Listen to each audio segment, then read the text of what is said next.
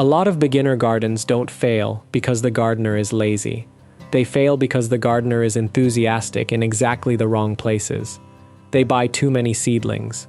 They plant in the first empty patch they see. They water every evening because it feels responsible. They feed everything the second a leaf turns pale. And by mid-season, they're standing in front of a bed full of stressed plants, wondering how something so simple started acting so complicated. That's the trap. Beginner mistakes in gardening usually don't look like mistakes at first. They look like effort. They look like care. They look like doing your best. But a garden doesn't reward effort by itself. It rewards the right effort at the right time, in the right amount. And once you understand that, a lot of the frustration disappears fast. So today, we're counting down 10 gardening mistakes beginners should avoid if they want better harvests, fewer disappointments, and a garden that actually gets easier instead of more confusing. And stay with me until the end, because the number one mistake on this list is the one that quietly makes every other mistake worse, and most beginners don't even realize they're doing it. Let's go. At number 10, we have starting too big. This is one of the most innocent mistakes in gardening, and also one of the most destructive. A beginner gets excited, sees all the possibilities, and decides to grow tomatoes, peppers, cucumbers, beans, squash, herbs, lettuce, carrots, flowers for pollinators, maybe a melon or two, and suddenly they're managing a project instead of a garden. A large garden doesn't just ask for more planting. It asks for more watering, more weeding, more pest checking, more trellising, more harvesting, and more decisions. Every square foot you add is not just more potential food, it's more maintenance debt. And beginners usually learn that in July, not in April, which is a terrible time to discover it. The smarter move is to start with a space small enough that you can actually observe it well. A modest bed that gets proper attention will outperform a big, neglected one almost every time. Small gardens also teach faster. You notice soil behavior sooner. You catch pest issues sooner. You learn timing sooner. A smaller garden gives you feedback.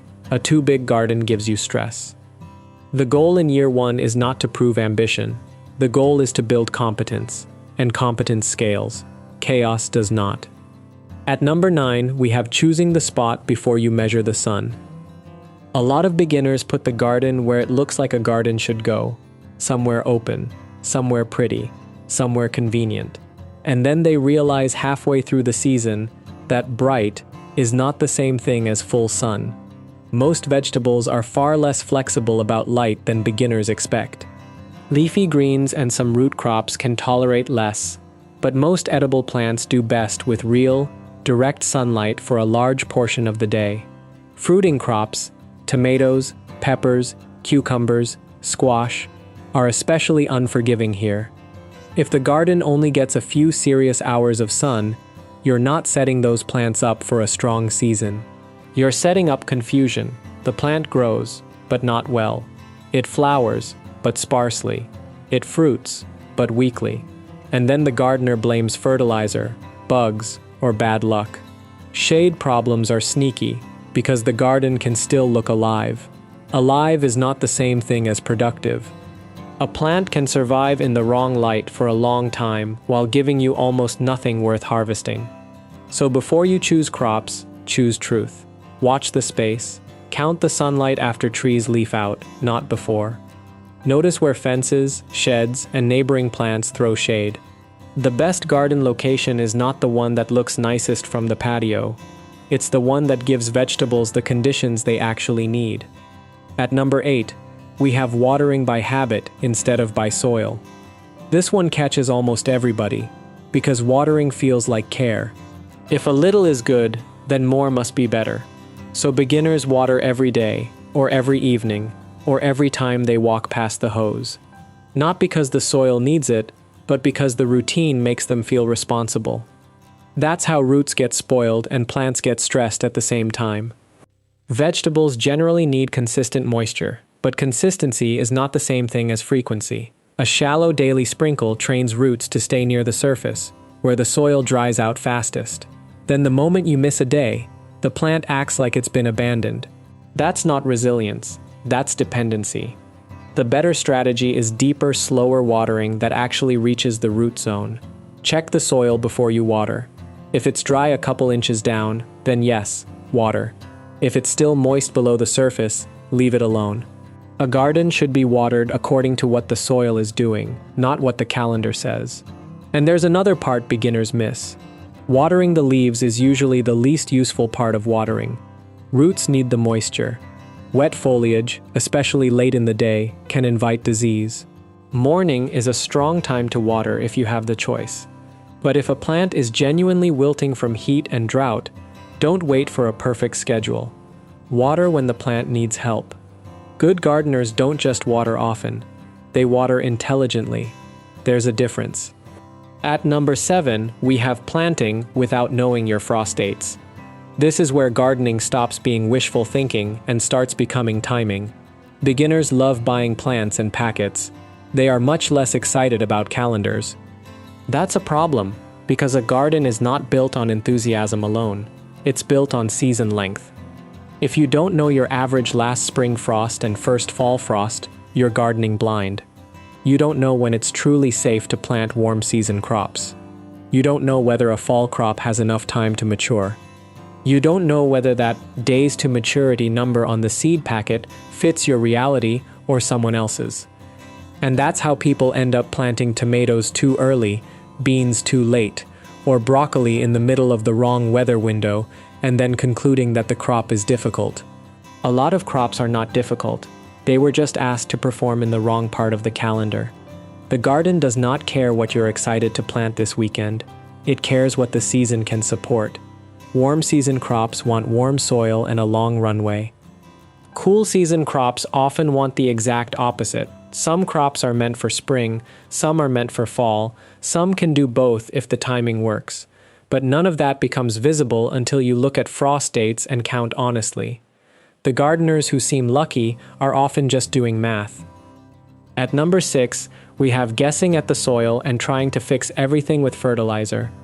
When beginners see weak growth, pale leaves, or slow progress, their first instinct is usually to feed the plant more fertilizer, more nitrogen, more something. It feels decisive. But if you haven't learned what your soil is like yet, fertilizer is often just a louder version of guessing. Soil is not background scenery.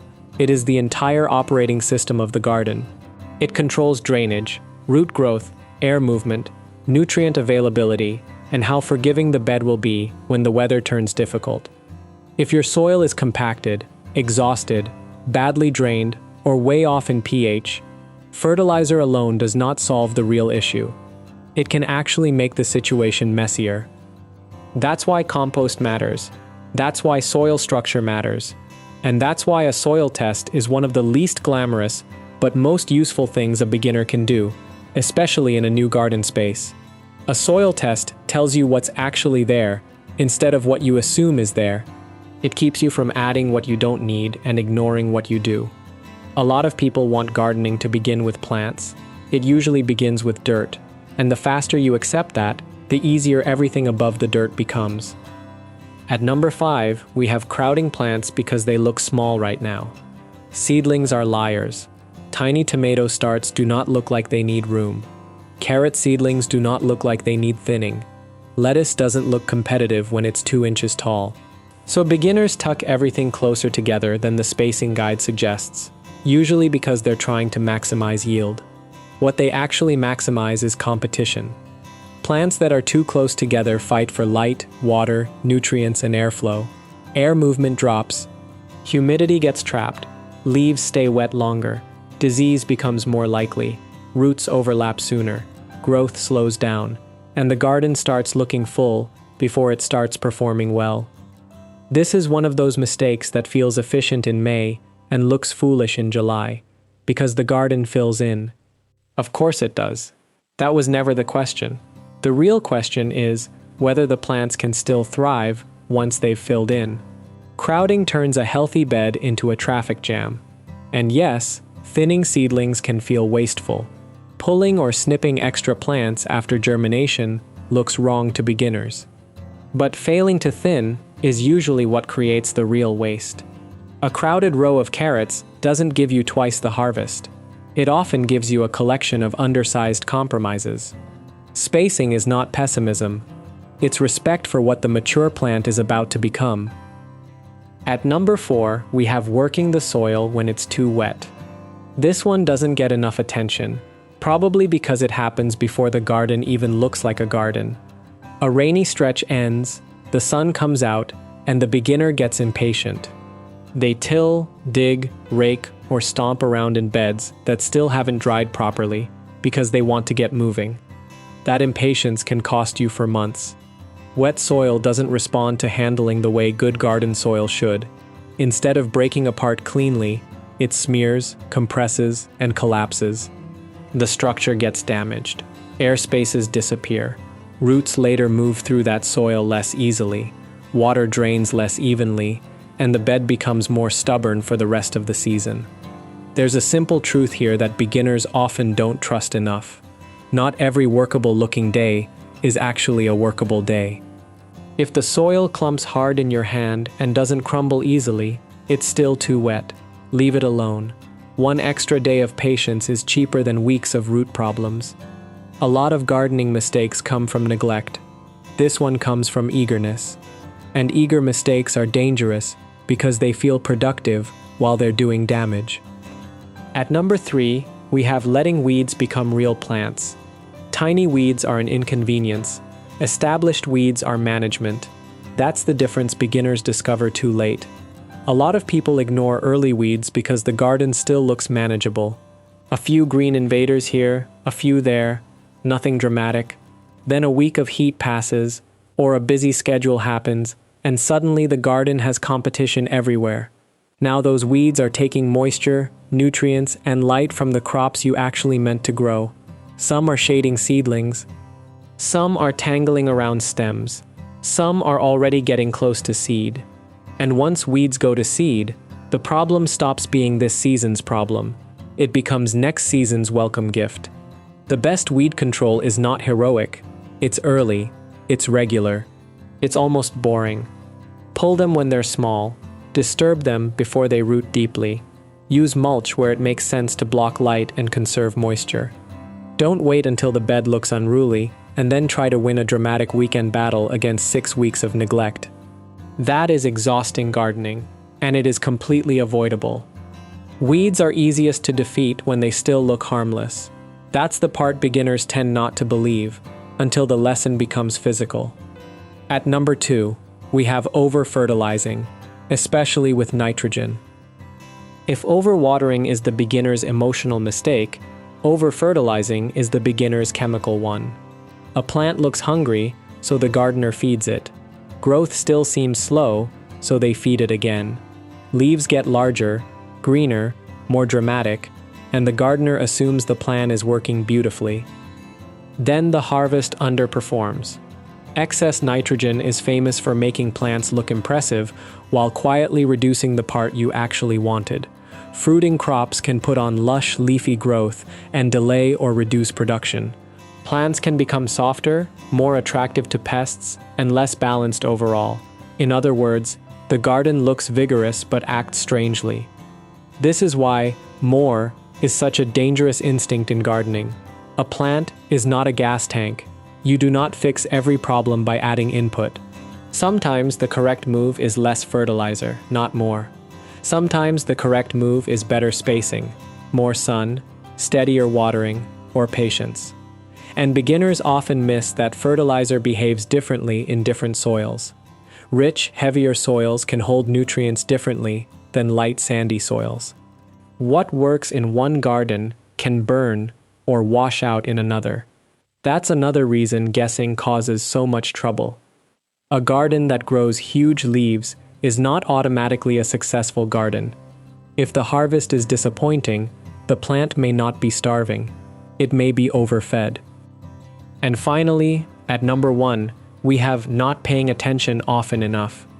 This is the quiet mistake underneath almost all the others. Not ignorance, not bad intentions, absence. A beginner plants the garden, waters when they remember, and then mostly checks in from a distance. They admire it from the house. They glance at it on the way to the car. They assume they'll notice problems when those problems become obvious. But by the time most problems are obvious in a garden, they are no longer small.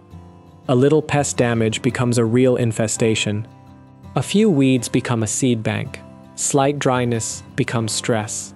One overripe cucumber becomes 6 missed cucumbers hiding under leaves. A bolting lettuce, a yellowing lower leaf, a squash vine starting to mildew, a tomato tie cutting into the stem. All of these are easier to correct early than late. And that's why the best habit in beginner gardening is not a product, a variety, or a secret technique.